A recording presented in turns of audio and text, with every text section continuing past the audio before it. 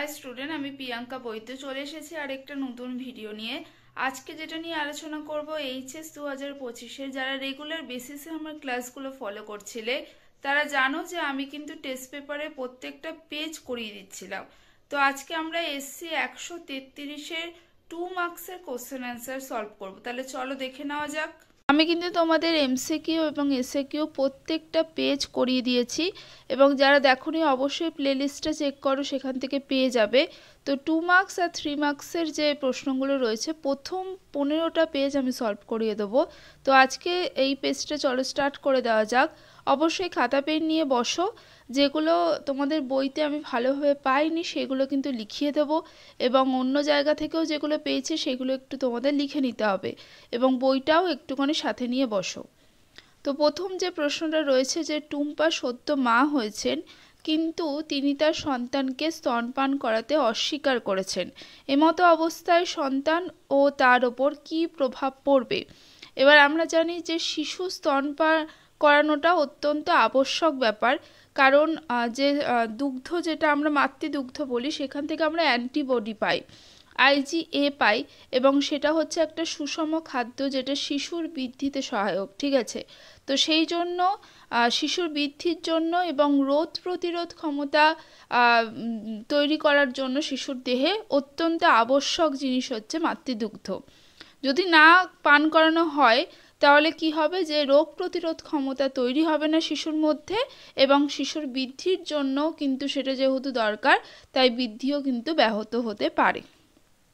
এবং মায়ের কি সমস্যা হবে? মায়ের হচ্ছে স্তন দুগ্ধে এক প্রকার বাধক পেপটাইড থাকে, যদি সেটা স্তনগ্রন্থি থেকে স্তনদুগ্ধ না বেরিয়ে যায় তাহলে কিন্তু স্তনে টিউমার হতে পারে। ঠিক আছে, তাহলে এই প্রশ্নটার উত্তর একটু তোমরা লিখে নাও স্ক্রিনশট নিয়ে।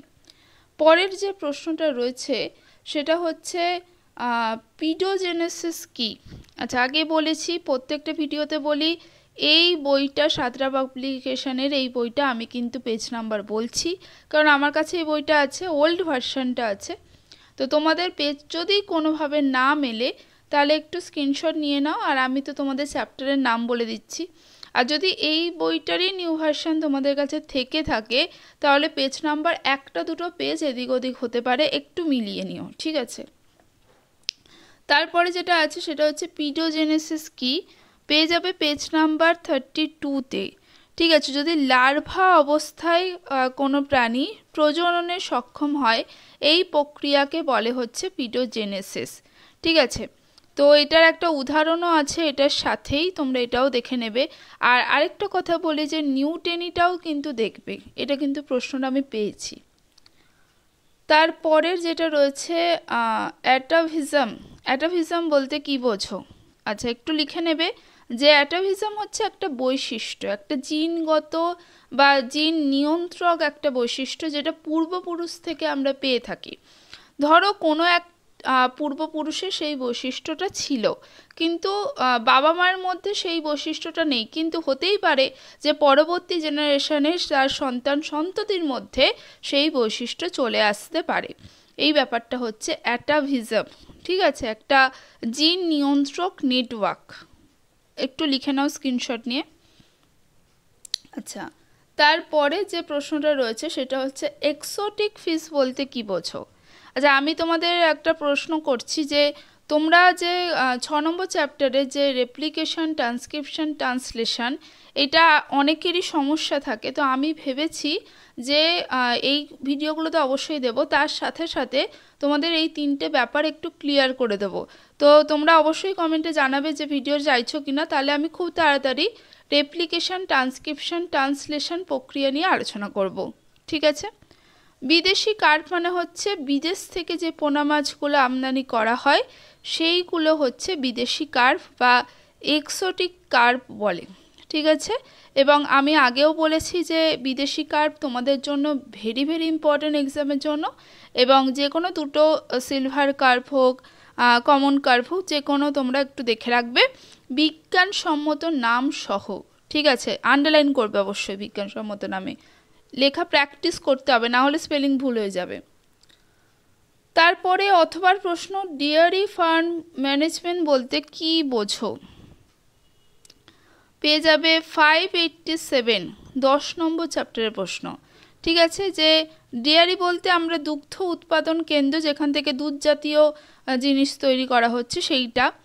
এবং এই ক্ষেত্রে হচ্ছে ডেয়ারি ফার্মে গরু, মহিষ, ছাগল, ভেড়া এদের প্রতিপালন করা হয় এবং সেখান থেকে দুধ সংগ্রহ করা হয় এবং সেটা বিক্রি করা হয়, ঠিক আছে, বাজারজাত করা হয়।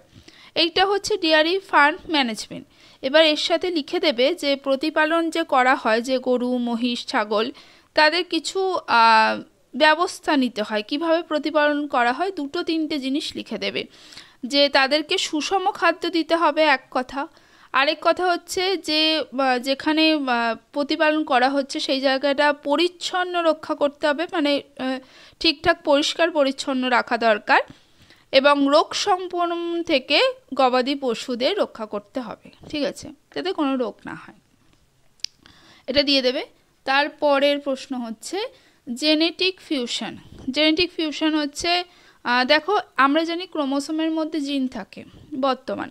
এবার ক্রোমোসোমের এক জায়গায় কতগুলো ধরো জিন রয়েছে, সেই জিনগুলোকে সেই ক্রোমোসোমেরই অন্য জায়গায় ট্রান্সফার করে দিলাম, এই ব্যাপারটা হচ্ছে জেনেটিক ফিউশন, ঠিক আছে।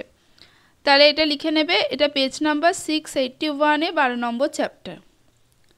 তারপরে হচ্ছে ই বর্জ্য বলতে কি বোঝো, 16 নম্বর চ্যাপ্টার, 931 পেজে রয়েছে। ই বর্জ্য পেয়ে যাবে একদম লাস্টের দিকে। এই যে ইলেকট্রিক বা আমরা বলতে পারি ইলেকট্রনিক বর্জ্য যেটা বলে আর কি, বৈদ্যুতিক বা ইলেকট্রনিক জিনিসপত্র, যন্ত্রপাতি জিনিসপত্র যেগুলো, সেইগুলো যদি ব্যবহারযোগ্য নয় যেগুলো, ঠিক আছে, সেইগুলো হচ্ছে ইলেকট্রনিক বর্জ্য, যেমন হচ্ছে পুরনো কম্পিউটার, মোবাইল, এইগুলো। তারপরে হচ্ছে বাস্তুতান্ত্রিক কর্মসাধন, আগেও বলে দিয়েছিলাম এটা। আচ্ছা, ইকোলজিক্যাল সার্ভিসেস কাকে বলে উদাহরণ সহ বলে দিচ্ছি।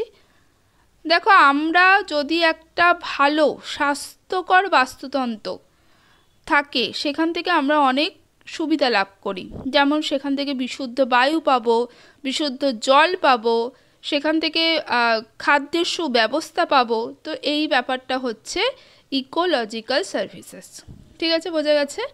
তো নেক্সট ভিডিও নিয়ে খুব তাড়াতাড়ি হাজির হব। আজকের মতো টাটা।